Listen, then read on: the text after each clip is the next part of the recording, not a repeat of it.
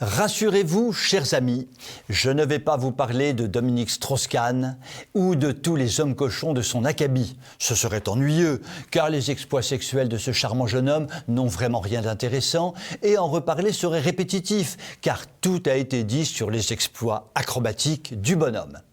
Je vais quand même vous parler de l'homme cochon, mais sous un autre angle. Et cet angle, c'est celui de la greffe toute récente du cœur d'un gros cochon halal sur un Américain.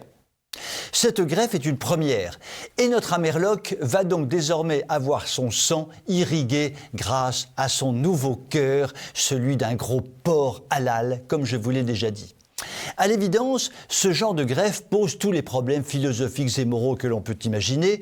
Je ne vais pas les énumérer ce soir, car ce serait ennuyeux, presque aussi ennuyeux que les exploits zizitiques en tout genre de Dominique Strauss-Kahn et de ses comparses. Je vais donc creuser avec vous un problème qui me tracasse beaucoup. Supposons que votre chroniqueur préféré se soit fait greffer un cœur de gros porc cochon halal.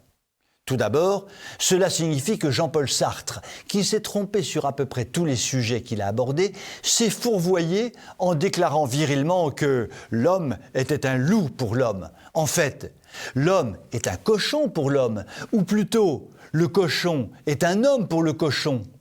Bon, je ne sais pas si je suis très clair, mais ça n'est pas très grave car ce n'est pas le sujet. Le vrai sujet, c'est que si je me suis fait greffer un cœur de gros cochon halal dans mon corps athlétique, désormais, dans ce corps athlétique, va désormais battre un cœur de gros cochon halal. Bien. Supposons que je rencontre une jolie demoiselle. Mon cœur commence à battre furieusement. Oui, mais c'est un cœur de cochon. Ce n'est pas moi qui ai des émotions, c'est mon cochon de cœur. J'aborde la jolie demoiselle et lui demande si elle veut prendre un café. Elle me lance alors à la figure « Il n'en est pas question, espèce de vieux cochon !» Elle en oublie même le côté halal de la cochonaille. En réalité, elle m'a démasqué et a compris que mon cœur transpirait la cochonnerie. La morale de cette triste histoire est qu'il vaut mieux refuser de se transformer partiellement en cochon, surtout du côté du cœur.